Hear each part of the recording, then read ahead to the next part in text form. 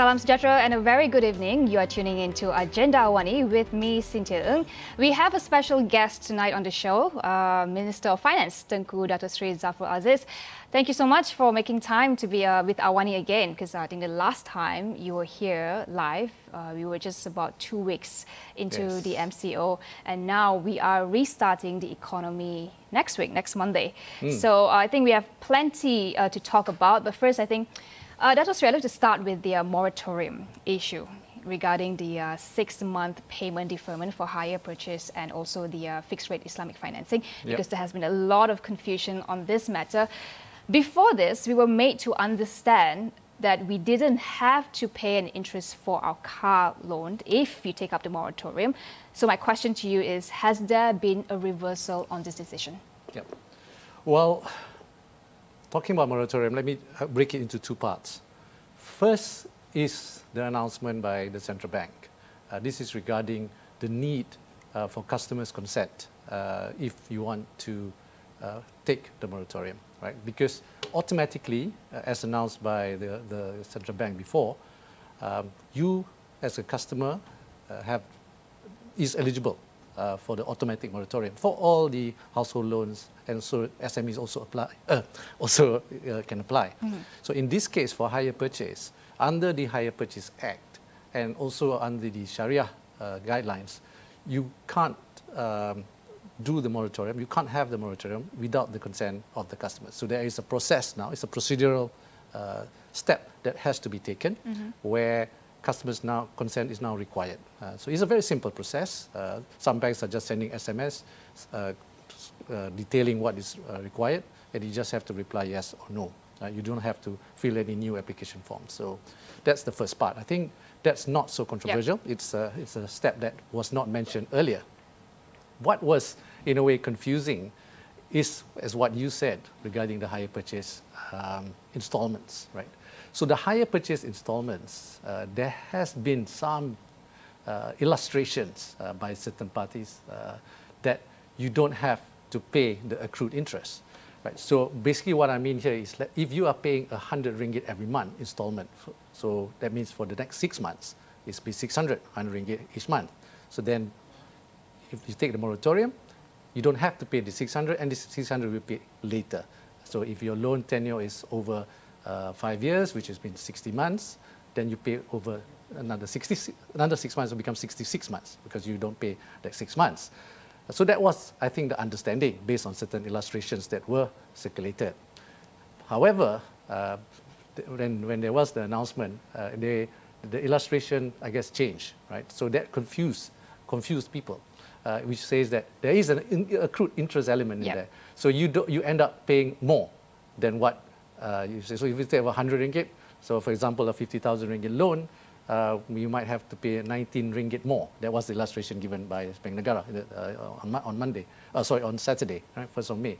So that, I think, made people a bit worried because they feel, hey, that's not what we thought, right? Although technically the announcement, to be fair to the central bank, have always said that when it comes to compounded interest and accrued interest, it is up to the banks. Correct. So when it was first announced before the Prihatin package, the compounded interest, the banks actually announced we are not going to do that, right? The banks themselves, right? And then after that, I think in one of the interviews I did, I believe it's here as well in Astro, was about the accrued interest. So even for the B40, there are banks who do not charge accrued interest, for example, personal loan. Right? So that means it has done before. That means for personal loan, if you are paying, taking installment and paying personal loan of 10 or let's say 10 ringgit a month, you continue to pay 10 ringgit a month, and then after, if you take the moratorium, you don't pay this 10 ringgit a month for 6 months, but there will be no accrued interest. So similarly, for back to the hire purchase, right? So I'm saying that it's been done before. So the question is, people are asking, why can't you do that for the hire purchase, right? So today, obviously, I was clear, I think, in my Facebook statement that I feel that the banks, given the challenges that the country faces, the people face today, should consider relooking at this, basically allowing the installment, basically making sure that people continue to enjoy this installment later, but without any element of accrued interest. So what you're saying is that the discretion is with the banks. Yes, there is a moratorium, but it's up to the banks and the customer and their contract with the customer. Yes. Well, the banks have done a lot, to be fair, Okay. right? But I think in this case, there's still, in my view, room to allow the accrued interest element for hire purchase to be, well, basically not to have it. Right? So now with what has happened, right? So plain and simply, can banks still waive the interest if they want to?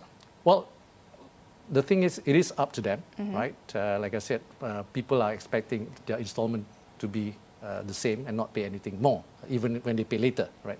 So if the bank can reconsider this, and I hope take plight into the rakyat's concerns and difficulties that they are facing today. This is abnormal times, unprecedented times. So I think banks should help if they can, right? Okay, so it has been more than a month since Bank Negara issued that first statement, more than a month, more than a month, and the graphics illustration.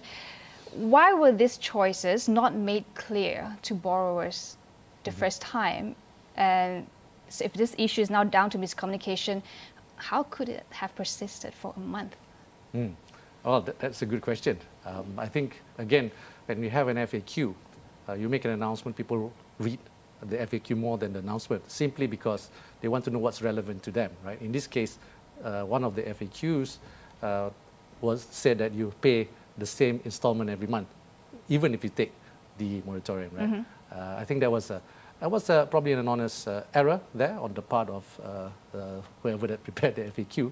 And so I think this is why people are confused and in a way angry, right? Because subsequently that was rectified. In fact, I think it was rectified before, but no one knew, because you read the FAQ once, you don't read it again, right? So it arises again because of the hire purchase and Sharia guideline, which means that the customer have to consent. So I think from there they will say, hey, I thought earlier we continue to pay installment at the same rate, because it's at the same fixed rate, because hire purchase is fixed rate. But we didn't know that there was an element of accrued interest in there. Okay, so if you can help illustrate for the Makcik Kias and Pak Salehs in Malaysia who has taken up the moratorium, thinking that they will have extra cash in their pocket and who have skipped payments for May and April, what kind of recourse do they have right now? Do they have to pay penalty? What's next? Yeah. So basically, the whole idea of moratorium is not you get interest free or principal free, right? What it is to ease the cash flow. Right? So what I think people want in the case of hire purchase is that whatever installment, that 6-month installment which they will have to pay later, remains the same. So I think it's just as simple as that. If you pay 100 ringgit now, you defer it, you will also want to continue to pay 100 ringgit more. Well, to help each cash flow problems at this time, but in another few months, by October, you either have to pay a lump sum or... No, you don't have to pay a lump sum. There are a few choices. You have a few choices, but obviously if you don't, if you have the money, then you pay lump sum. But obviously, if you have the money in the first place, why would you take it? Okay, so let's talk about the conversation that you have with the banks, with Bank Negara and MOF. What led to this this recent guideline or announcement? What triggered that? Which one? The announcement on Thursday night by Bank Negara. Thursday night. Again, it was triggered. I think that it is between the Bank Negara and the banks, because by law, based on Hire Purchase Act 1967, they need a consent from the customers. I think it wasn't made clear before. So that announcement was about that, about the HP Act 1967, also the Sharia guidelines, which requires consent from borrowers to qualify for the moratorium. So what you're saying is it's not a reversal of decision, but a miscommunication. It is not a reversal, because moratorium is still automatically eligible for the hire purchase borrowers and the fixed rate Islamic loan borrowers. What confused people was the illustration. I think that we must be honest with ourselves. There was an error in one of the illustrations which led to the confusion. Okay. Now, I want to get the point of view of banks as well, because we know that it's not easy for banks to step in like that. The government want to help people affected by COVID-19, but such measures also will put banks under pressure. So as someone who used to run a bank, how will your suggestion to advise banks to waive the interest, how would that impact the financial stability of banks and then the economy? Yeah. Well, as a banker, if I think it would have impact the financial stability of the markets, I wouldn't say it, right? But I think the confusion arises again from what the banks can do and cannot do. So I think different banks will be impacted differently, right? Because they have different sizes of portfolio. In this case, the total loan size portfolio in the country for hire purchase is about 160 billion ringgit. That's about 8% of the total asset size of the country. So it is still large, right? But different banks will have different exposure. Some banks have larger exposure, so they will be impacted differently. But my view is that the banks, given, I'm talking about the accrued interest, or for just hire purchase, they should have some room to play. Of course, you know, there will be a negative impact in terms of earnings, right? But I think, given, like I said earlier, we are in an uncharted territory, everyone is suffering, so I think it's time for everyone who can help to come in and help. So if I have a hire purchase loan and I took up the moratorium, my next step will be wait for my bank to contact me? Yes. Have they? I don't have a hire purchase loan, but okay, that's just for the understanding of our viewers, because there has been a lot of questions and information out there. So thank you for that clarification. You're welcome. We'll have to take a short break, but when we come back, let's look at the economic damage from COVID-19 and what is the steps to recovery. We have been in MCO for the past 46 days, and we are set to restart and revive the economy on Monday, but how are we going to do it? We'll talk about that shortly. Stay with us.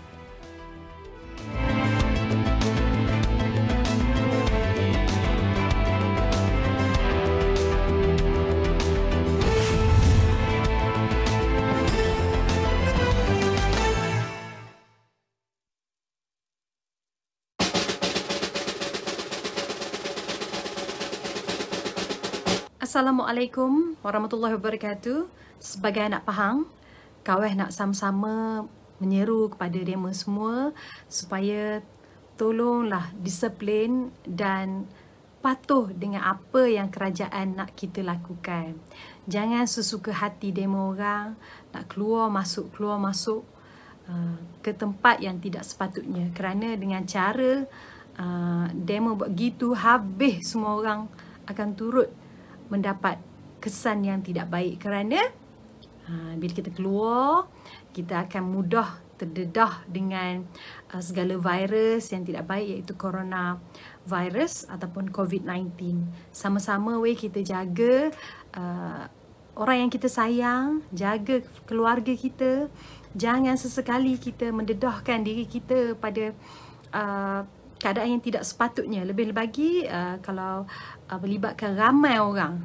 Okay? Jadilah rakyat Malaysia yang berdisiplin dan sama-sama kita bantu frontliner kita dalam mengharungi dugaan yang sangat hebat ini.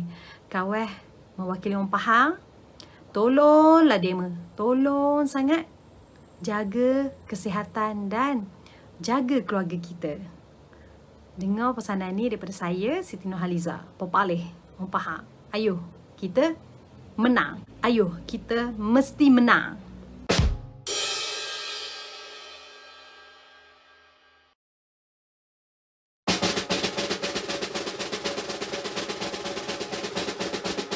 Assalamualaikum, nama teman Ayuh. Teman ingin menyeru kepada semua rakyat Malaysia, patuhilah arahan pihak berkuasa, khususnya kepada demo yang menonton Astro AWANI ini.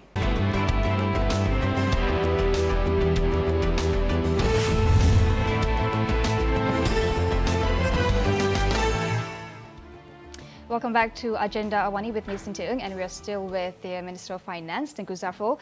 Let's now talk about restarting the economy. The Prime Minister announced that on Friday that the nation faces a loss of 2.4 billion ringgit every day with the implementation of the MCO. How was this amount? How did you came to this amount, 2.4 billion? Is this a loss of government tax revenue? What is it actually? Yeah. So that 2.4 billion ringgit a day that was announced in the speech by the Prime Minister is about, it's based on various assumptions, but it is in terms of production of goods and services for the whole economy due to the MCO. Yeah, that's how we. That's it. That it. makes up the 2.4 billion. Yes, a day. Okay. Yeah. So what about other aspects of the economic damage? For instance, tax collection. Mm-hmm. Yeah. So if we look at what's happening, well, what has happened to us in the past maybe 6 weeks now, we're going to the MCO, going to be in 2 months soon.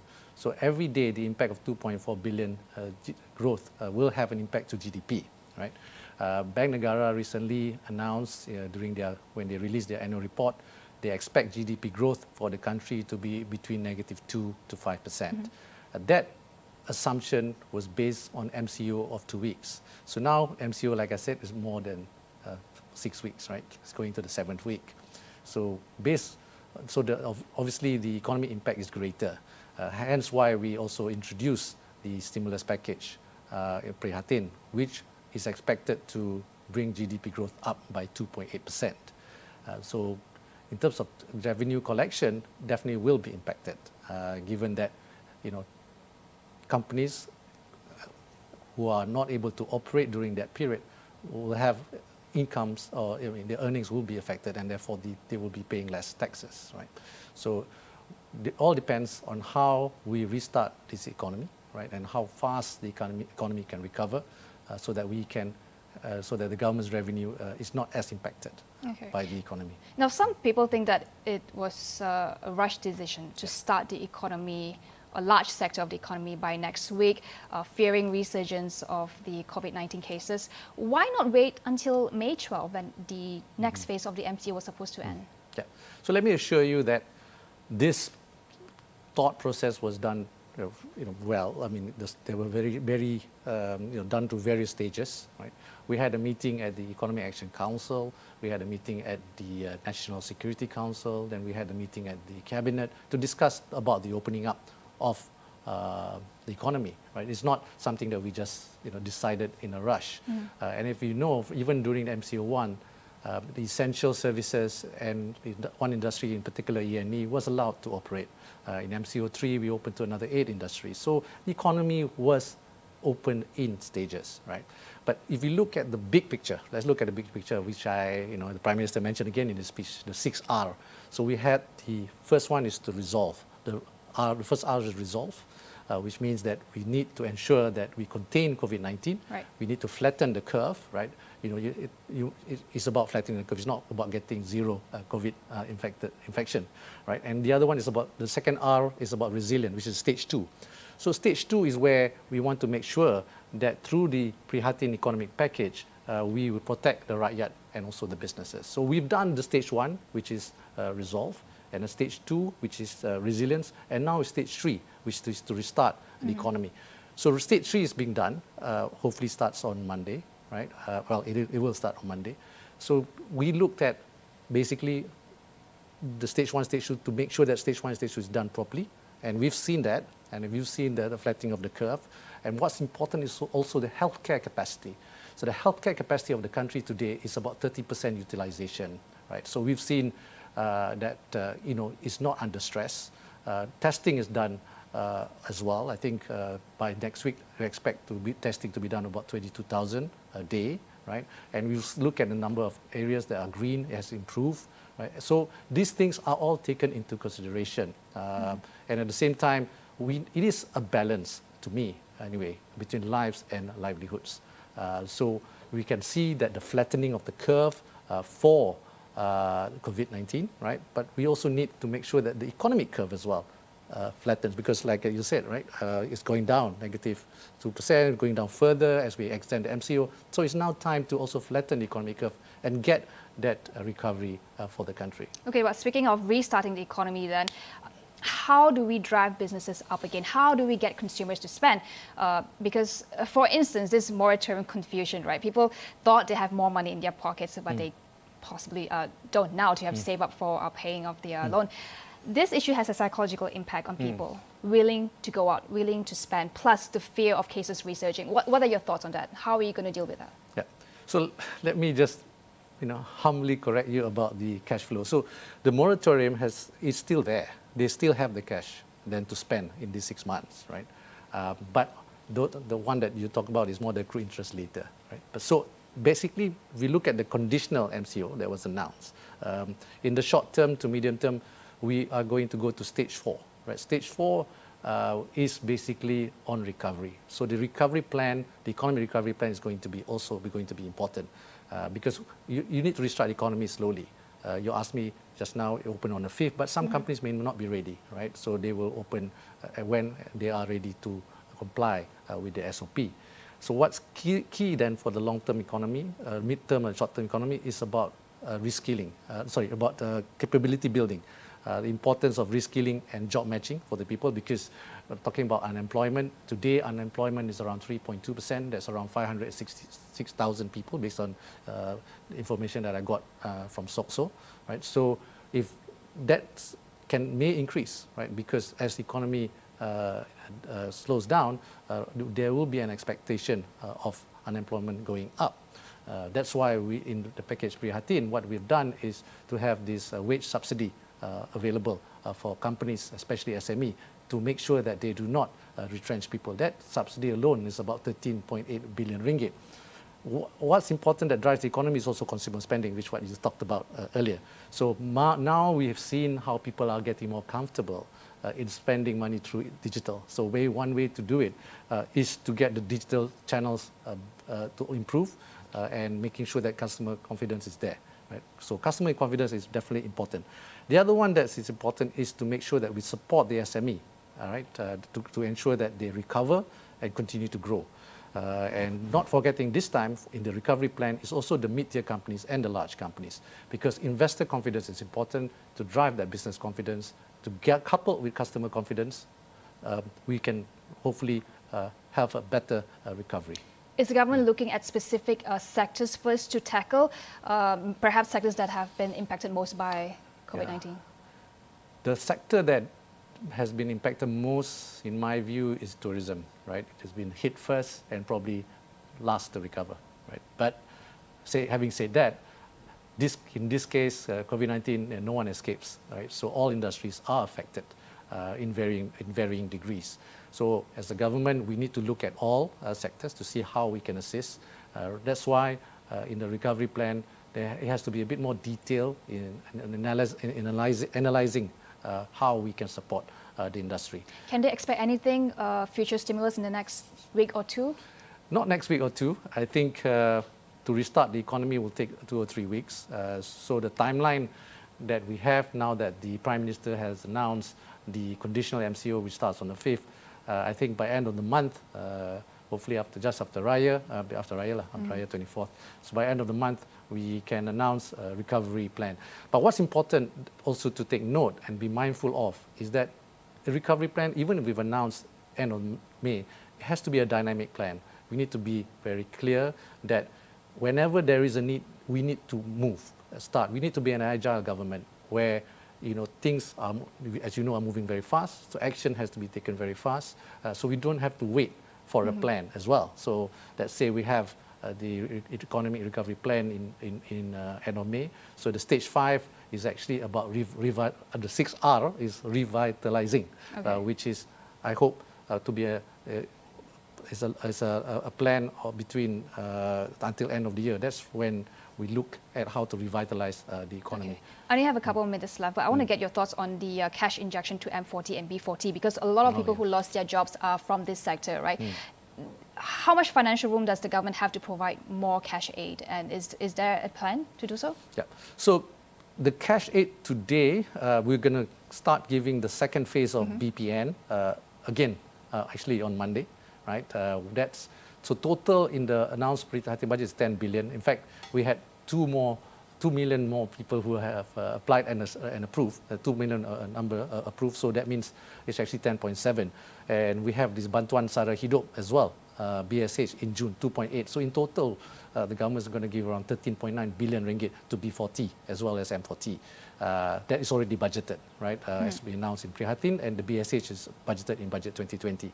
So I think until June, we should have adequate support to the B40 especially, right? And even not for the micro SMEs, we opened the application on the 1st, where 700,000, at least 700,000 SMEs will be able to apply for the grant, the grant Prihatin Khas, special grant Prihatin for the SME micro. That government has allocated around 2.1 billion ringgit. Okay.